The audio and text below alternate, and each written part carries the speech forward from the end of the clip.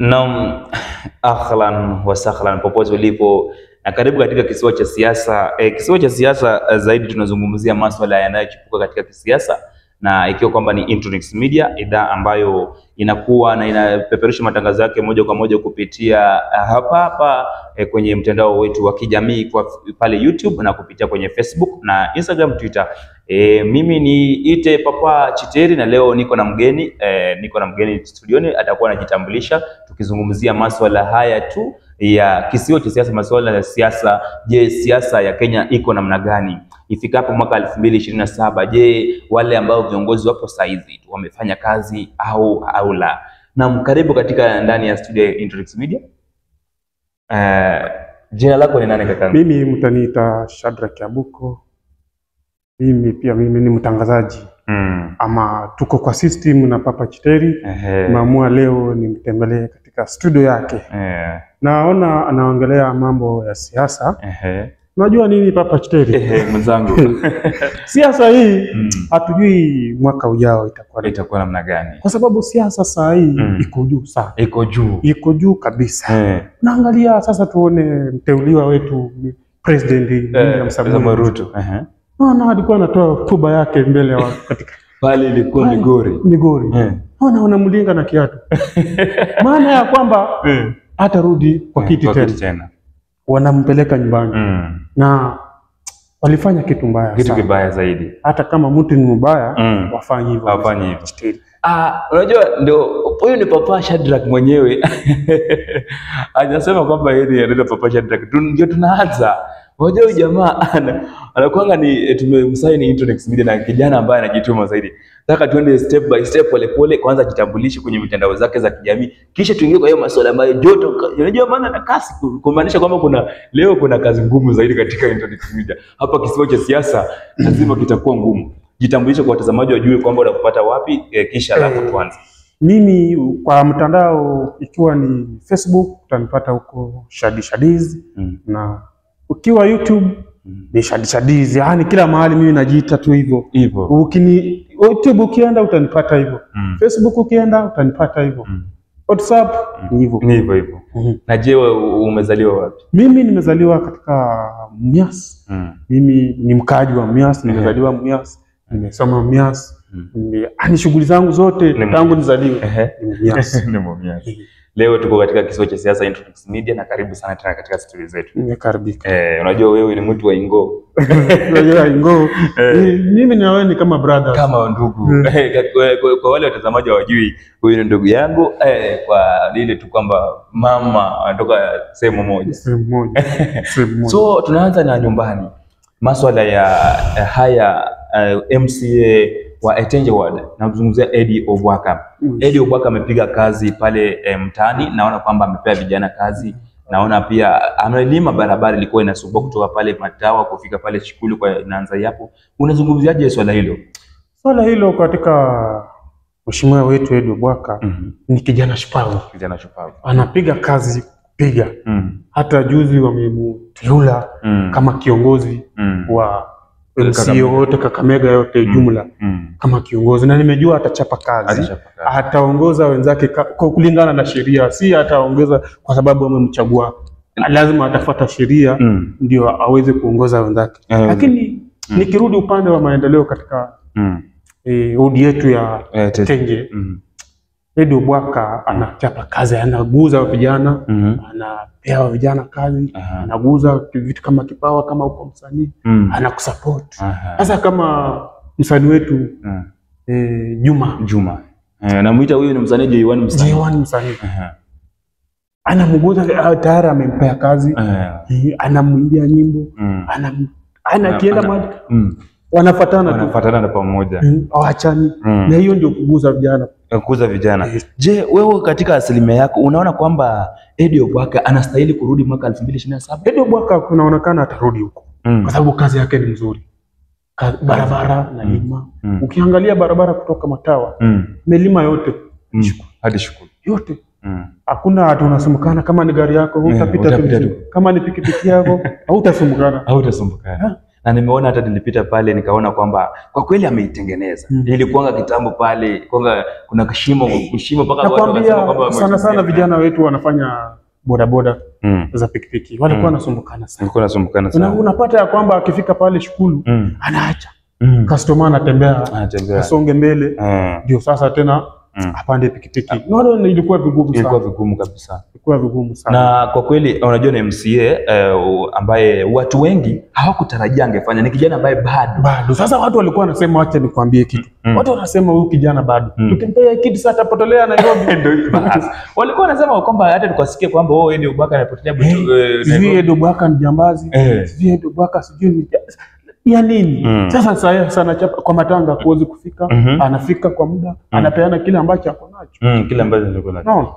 Alafu pia tuzungumzie pale maeneo ya Otiato. Umeona kuna kitu anatengeneza. Otiato nimefurahia sana na mheshimiwa Eddie Obwaka. Ameamua kujenga choo. Kwa wanabiashara. Pia ukiangalia pale Otiato kulikuwa na choo. Kuku kuwepo na choo. Mheshimiwa hapo alifikiria vizuri. Alifikiria. Nakumbuka kwamba pia ofisi yake iko hapo. Ofisi yake iko hapo. Hayuko mbali hapo. Akasema, sasa mimi kama mheshimiwa nikitaka kwenda kujisaidia kubwa, nitaenda wapi? Utaenda wapi? Unajua watu wa nyumbani naona wengine wanasema kwamba mara ma MCA wamejitokeza, tuko na MCA Okweto, tuko na papa muite nani kijana huyu muite Mohamed Mahmoud. Je, unaonaje kwa MCA ambao wanajitokeza wataka kupata hii kiti kama pia Philip Otieno? Wewe uniambie tu kwa hao watu. Unaona ni kama bado wanaweza ama hawawezi? Hawa vijana unajua kitu unajaribu. Unajaribu uwezo wako. Unaweza jaribu na upate. Unaweza jaribu na ukose kupata. Lakini kulingana na mimi hawa vijana bado wana umri mdogo. Ukiangalia kama Mohamed hatajafikisha 25 years. Hajafikisha hata 24. Hajafikisha hata 24. Na pengine anataka kuwa kiongozi mchanga zaidi au wewe uone? Hapana. Mcha itamshinda kwa sababu akili bado hajakomaa kiakili. Siasa inataka akili. Siasa si miaka. Inataka ukuwe na akili. Sasa na ukiangalia vijana, sasa tuseme maybe mheshimiwa Okweto. Amekomaa kiasi. Na ako na ujuzi pia. Anaweza jaribu lakini hawezi ngoa. Hawezi ngoa papa Eddie Obwaka. Hawezi ngoa. Anasema kwamba ni watu nyumbani. Watu nyumbani hatuwezi kataa. Tunapea mradi waendelee tu. Hawezi sema waache. Na je, nani Philip Otieno unamzungumziaje? Philip Otieno pia ni kijana shupavu. Kijana mwenye misuli. Anaweza jaribu hata awe namba 2, namba 3. Lakini acha nikwambie Papa Chiteri. Nisikudanganya wanaweza ngoa Eddie Obwaka. Hata sijui nani Protas Sewanga. Nilikuwa nataka kuja hapo. Protas Sewanga ndio huyo pia yeye yuko hapo. Yuko hapo. Kofi Moyo last alikuwa namba 2. Sasa tuseme huyu ako na chance. Eddie Obwaka akilala anaweza chukua hiyo kiti. Eddie Obwaka anafaa kuwa makini sana. Unaona ameanza kuchangamka. Anajua kile ambacho kinaenda kufanyika. Protas anaweza mngoa. Ako na chance kubwa sana. Anaweza mngoa aende nyumbani. Lakini je, wewe unaona kabisa wanasema kwamba Etenje Ward ni Lusaba Lula wasemaji wa Luya. Kunao mara moja. Je, unaona kama hiyo kitu ni kweli? Hiyo kitu mimi nikiangalia mimi sidhani kama ni ukweli. Kwa sababu Eddie Obwaka amejitolea na najua kweli wananchi wanafaa wafanye nini, wapewe maendeleo. Na unajua sasa hii maendeleo hii wananchi wanataka ule kiongozi wa maendeleo. Hawataki ule wa kuongea na anaenda. Hata ilifanya William Ruto akapita. Unajua kazi yake anakuja kila siku tumetenga. Na hakuna chenye anafanya. Wananchi pia wanachoka na wewe. Najua sasa saa hii hatutatumia pesa. Hapana. Utatumia nini? Saa hii sasa ni maendeleo yako itaonyesha kwamba unaweza kuwa kiongozi ama uweze kuwa kiongozi. Na sasa unaona tumeona pale nikiangalia kwenye simu yangu hapa naona mheshimiwa Eddie Obwaka alikuwa ameahidi kwamba wakati ambapo anaingia mamlakani atakuwa anajenga hospitali healthcare ama kliniki pale maeneo ya Bukaya na naona saizi iko open tender, amesha advertise tender. Je, kwa mtazamo wako unaona kwamba hii ya Bukaya ni kuwekwa tu ama ni kweli ameweka pale juu ya Bukaya na Lukongo? Unajua nini Papa Chiteri? Mheshimiwa Edward Bwaka ni mtu ako na akili. Akiweka mahali kitu kama hicho lazima kitadumu na kitasaidia wananchi. Hiyo hospitali ameweka hapo Bukaya inasaidia watu. Ukiangalia kuna hapo hospitali hapo Buru hiyo. Hospitali kwenda Buhuru. Hiyo ya Matini. Inasaidia watu sana. Watu ni hapo. Yaani kupunguza ile safari ya kwenda town. Sasa hata ukienda town but utaenda kama uko sawa kidogo. So unasema kwamba Edward Bwaka anafanya kazi. Edward Bwaka anafanya kazi. Ni mchapa kazi. Kijana mwenye misuli tikinya. Waswahili wanasema kijana mwenye miraba minne. Na unasema kwamba mwaka 2027 watu ambao mwaka 2027 wako nyuma yake hawa wajikazi.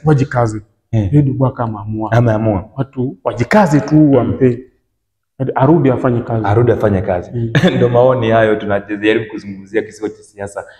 Papa Shadrack ananiambia kwamba Edward Bwaka ni MCA ambaye anachapa kazi. Mwakilishi kwa hadi wa Etenje tangu kuingia amezindua miradi tofauti. Ukiangalia barabara kule Mumbwa, ukipita Bwedo Tiatu, ametengeneza Ihonje, barabara ziko sawa.